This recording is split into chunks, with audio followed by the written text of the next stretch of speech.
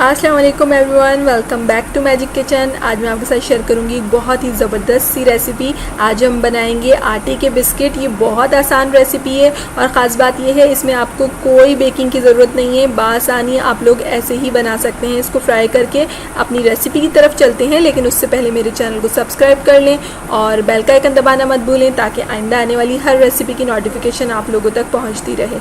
यहाँ पर सबसे पहले हम दूध ले लेंगे। आधा कप मैंने यहाँ तकरीबन दूध ले लिया है और हम अपने दूध में शामिल करेंगे यहाँ पर थोड़ा सा फूड कलर। बहुत थोड़ा सा मैंने यहाँ फूड कलर लिया है, इससे आपके बिस्किट्स का कलर बहुत अच्छा हो जाएगा। थोड़ा सा कलर लेना है आपको यहाँ बिल्कुल। और यहाँ पे साथ में मैं इसके अंदर इलायची पाउडर शामिल कर रही हूँ। इलायची को मैंने थोड़ा सा शुगर के साथ पीसा था ताकि इससे इसकी खुशबू बहुत अच्छी हो जाएगी।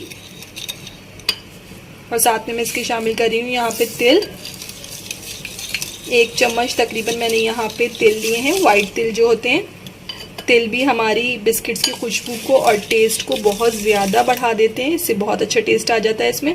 और अब मैं इसके अंदर शामिल कर रही हूँ 1 बोल शुगर का। मैंने यहाँ पे पिसी हुई शुगर ली है। अगर आप लोग चाहें तो नॉर्मल भी ले सकते हैं, लेकिन उसको फिर आपको डिज़ोल्व करने में बहुत ज़्यादा टाइम लग जाएगा। तो अच्छा यही है कि आप उसको अच्छी तरह से बिल्कुल ग्राइंड कर लें। और यहाँ अब मैं इसके अंदर अच्छी तरह से सब चीज़ें मिला के अब इसमें हम शामिल करेंगे यहाँ पे आटा, और इसको साथ साथ ही आपको इसके अंदर मिलाते रहना है।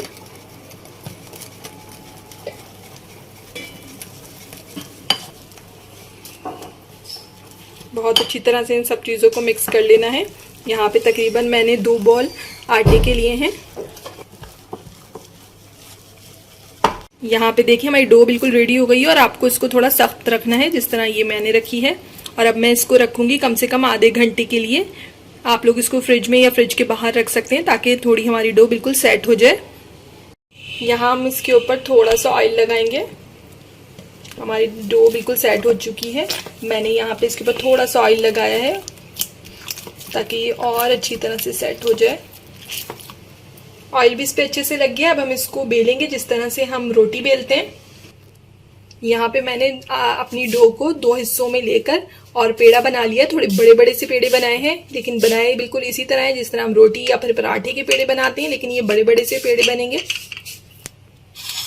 और अब हम इसको बिल्कुल इसी तरह से जिस तरह हम रोटी या पराठा बेलते हैं, इसको इसी तरह से बेलेंगे।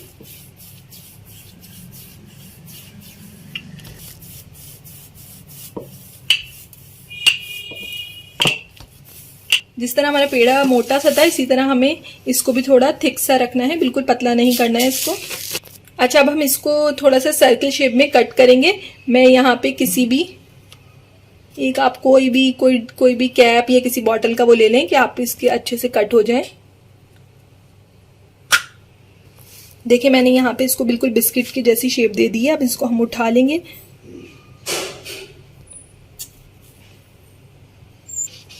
इसका एक्स्ट्रा पार्ट हम हटा देंगे जो एक्स्ट्रा है साइड में से, और हम इसके अपने बिस्किट्स को उठा लेंगे यहाँ से।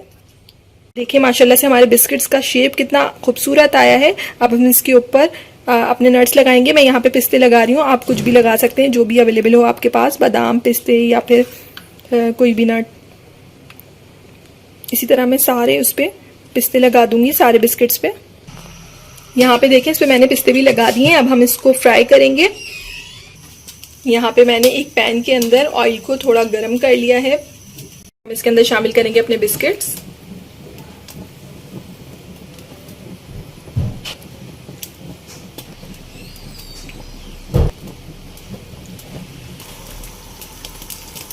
आपको इसका फ्लेम बहुत ज़्यादा हाई नहीं रखना है, यहाँ पे इसको मीडियम फ्लेम पे रखना है ताकि हमारे बिस्किट अंदर तक से अच्छे से बन जाएं और थोड़ी क्रिस्पी भी हो जाएं।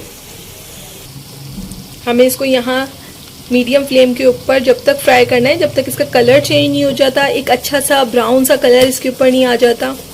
तो दूसरी साइड से भी अच्छे से फ्राई करेंगे। तो हम इसको यहाँ पे पलट देते हैं। देखें कितना अच्छा कलर आ रहा है माशाल्लाह से। दोनों साइड से अच्छे से फ्राई होने चाहिए, इसलिए आपको इसको दोनों साइड से बहुत अच्छी तरह से फ्राई करना है। माशाल्लाह से देखें ये हमारे यहाँ पे बिस्किट बिल्कुल फ्राई हो गए हैं। अब मैं इसको यहाँ पे डिश आउट करूँगी, निकाल लूँगी एक प्लेट के अंदर।